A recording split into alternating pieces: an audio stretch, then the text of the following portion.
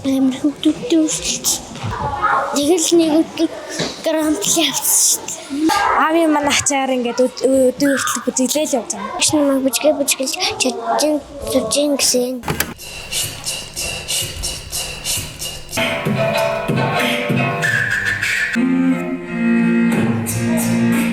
Би болохоор яг энэ сургуулийн дэргэдэх бүжгийн дууланг яагаад одоо багшлах болсон бэ? Өөрөө яагаад энэ сургуулийн дэргэдэх дуулан ажиллах болсон бэ гэхээр захын оролт гэх юм уу эсвэл нэг жоохон яг нэг төв рүүгээ биш одоо юм сургуульд ерөнхий боловсролын сургуулиудын дэргэд одоо ер нь дуулан байдаггүй юм шиг надад санагдсан. 8 сарын сүүлээс эхлээд яг өөрийнхөө танилцуулга анкет тэ одоо нэг сургуулийн хөтөлбөр бүх юм ингээд бариад сургуулиудаар явсан байхгүй юу?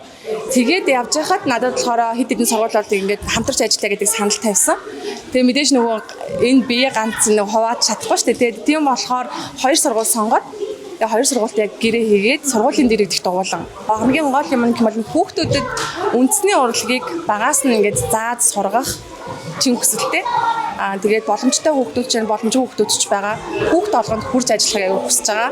Хэдий хувийнхч гэсэндээ мэдээж нөгөө нэг сургуулийн төвүүдийг бодох юм бол хамаагүй хямд үнээр эргээгээд тэр нөгөө нэг авж байгаа тэр мөнгөө урлаг заалаа тогтжуулах ч юм уу те хүүхдэд хэрэгтэй зүйл хийх ч юм уу яг тийм юмар өрхөд бол ажилдаг. Тэгээд анх бол ажил гэж харж байсан. Одоо бол яг нөгөө нэг гэр бүл болцсон манай хүүхдүүд зэртэйгээ эцэгчүүдээ яг нэг тийм болцсон баа.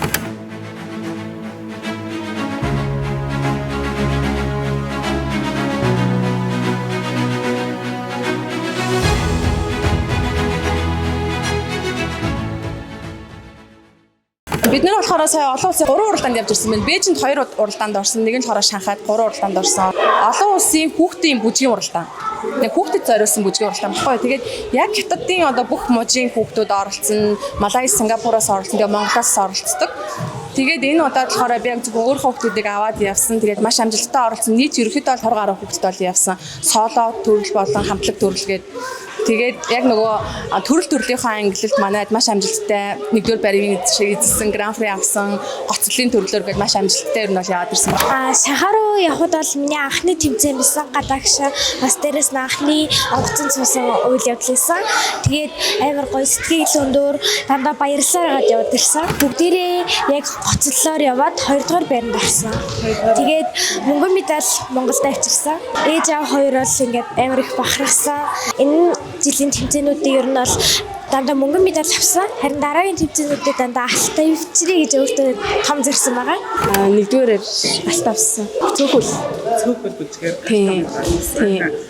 Ямар ч сан ээж аваагаа тийм хүн гаргаж авчаад медальтай ирсэн баяртай байгаа. Өмнө сургуулийнхаа бүжгийн дууланд 4 жил гараа явж байгаа. Энэ бүжгийн дууланд орж ирсэн. Тэгээд багш үндэсний бүжгийн талаар үзэлтэй. Үндэсний бүжиг аягүй сайн заадаг. Сард болох тэмцээндээ заавал явна гэсэн зорилготой байгаа. Би анх удаага ганчин хөштэйг Бээжин руу яваад эдгээр нь гран при авсан. Торгуул сэвэргээр амар хүүхдүүдтэй үргэлж. Би 1 сарын турсны бүжиг сурсан. Тэгээд би нэг өдөр бээжин хорсон. Тэгээд нэг өдөр гран при авсан шүү дээ. Шүү. Бүжиг баярлалаа.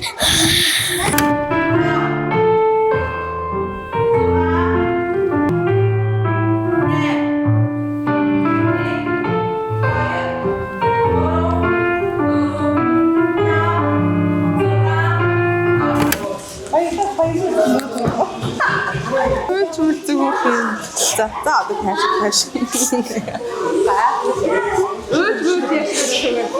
Нэг сар хичээсэн юм тийм гэсэн.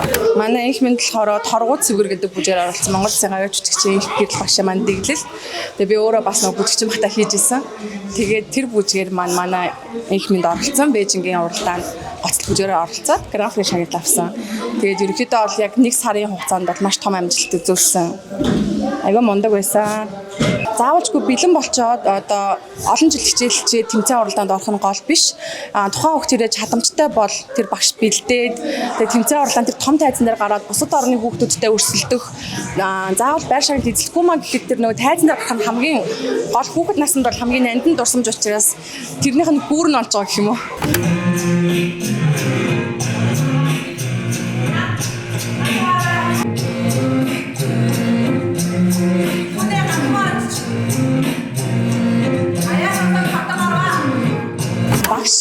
хүн бүжгийг одоо энэ хүүхдүүдэд заахтаа зөвхөн хөдөлгөөн заахаас илүүтэйгээр тухайн хүүхдүүд гоо зүүн мэдрэмжтэй бие яаж авч явах вэ, хувцас яаж өмсөх юм, яавал гоё харагдах юм гэдэг талаас нь бас юм давхар заагаад байгаа байхгүй юу. Тийм сургалтанд хүүхдүүд ерөөхдөө бол явснаар зүгээр нэг бүжиг сурах гэж биш, төсвөр төвчээртэй, хатуужилтай, гоо зүйтэй, дээрэс нь ёс заншлаа мэддэг болно.